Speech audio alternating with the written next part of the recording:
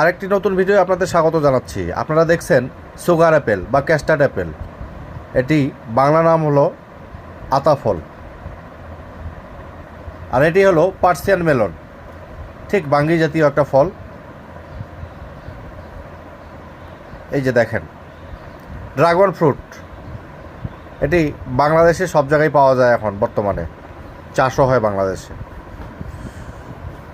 এটি হলো সালাকপন্ড, এটি হলো ঠিক একটি পাম গাছের মতো একটা গাছের ফল। আর এইখানে দেখেন মাছ ধরা চলতেছে। ওয়াও ওয়াও, দেখেন একবার কত মাছ।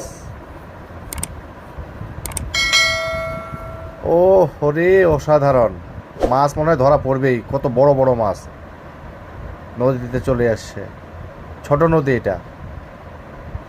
ওই পাশে কিন্তু পাহাড় দেখেন।